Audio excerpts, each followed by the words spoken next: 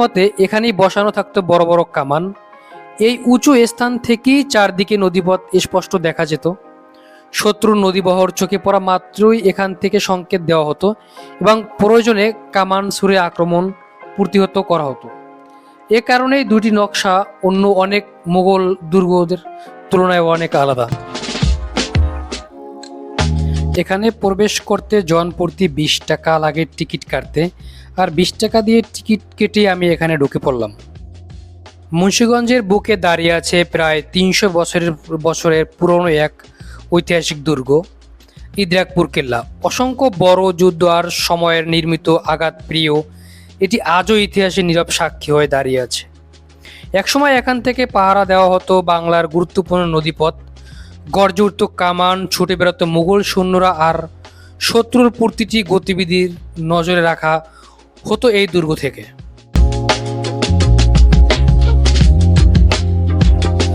আজকের ভিডিওতে আমরা জানবো ইদ্রাকপুর কেল্লার সম্পূর্ণ ইতিহাস, কেন এটি নির্মাণ করা হয়েছিল, কে এটি নির্মাণ করেছিলেন, এর স্থাপত্যের বিশেষত্ব কী এবং কেন এটি বাংলাদেশের অন্যতম গুরুত্বপূর্ণ প্রত্নতাত্ত্বিক নিদর্শন হিসেবে পরিচিত।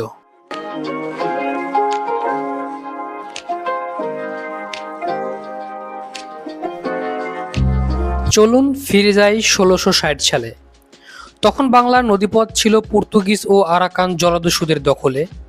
তারা হঠাৎ করে নদীপথে এসে গ্রামের পর গ্রাম লুট করত। শুধু সম্পদ নয়, হাজার হাজার নিরীহ মানুষকে বন্দি করে নিয়ে যেত দাস হিসেবে বিক্রি করার জন্য।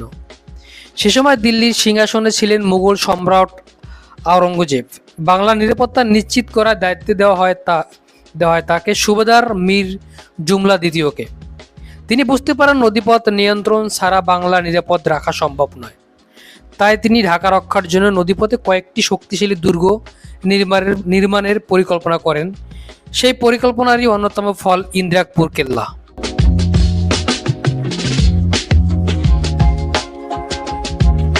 ইদ্রাকপুর কেল্লার সবচেয়ে আকর্ষণীয় অংশ হলো এই বিশাল গোলাকার উঁচু কামান মঞ্চ। ইতিহাসবিদদের মতে এখানেই বসানো থাকতো বড় বড় কামান। এই উঁচু স্থান থেকেই চারদিকে নদীপথ স্পষ্ট দেখা যেত। শত্রুর নদীবহর চোখে পড়া মাত্রই এখান থেকে সংকেত দেওয়া হতো এবং প্রয়োজনে কামান ছুড়ে আক্রমণ প্রতিহত করা হতো। এ কারণেই দুটি নকশা অন্য অনেক মুঘল দুর্গদের তুলনায় অনেক আলাদা।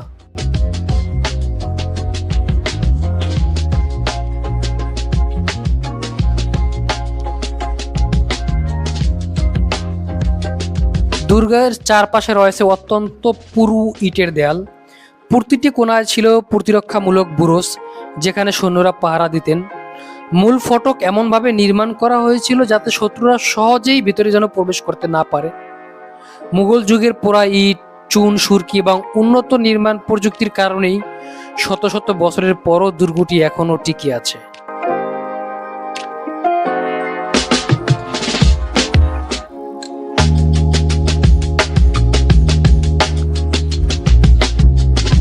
আজ চারপাশে শহর দেখা গেলেও মুঘল আমলে এখান দিয়ে প্রবাহিত হতো ধলেশ্বরী ও ইছামতি নদীর গুরুত্বপূর্ণ শাখা। সেই সময় নদীপথ ছিলই বাণিজ্যর জন্য প্রধান যাতায়াত এবং যুদ্ধের প্রধান মাধ্যম। ইদ্রাকপুর কেল্লা থেকে এইসব নদীপথ নিয়ন্ত্রণ করা হতো, ফলে জলদস্যুরা সহজেই রাজধানী ঢাকার দিকে আর অগ্রসর হতে পারত না।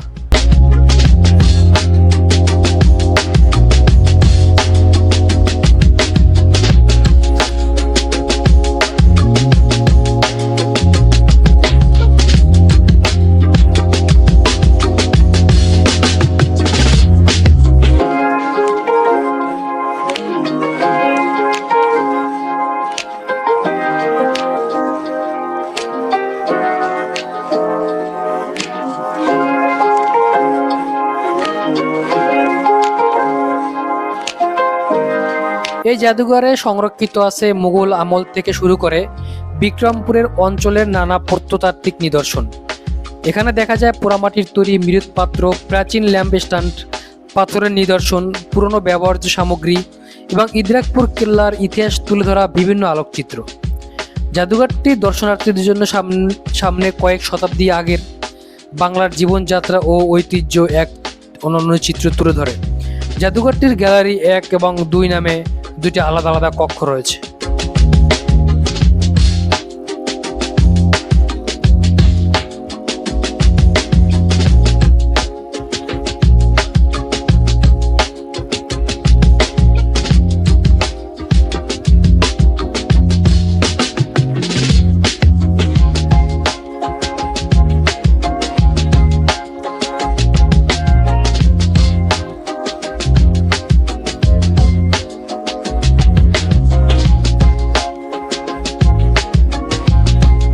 আপনি যদি ইতিহাস, স্থাপত্য কিংবা ভ্রমণ ভালোবাসেন, তাহলে জীবনে অন্তত একবার হলো ইদ্রাকপুর কিল্লা ঘুরে যান।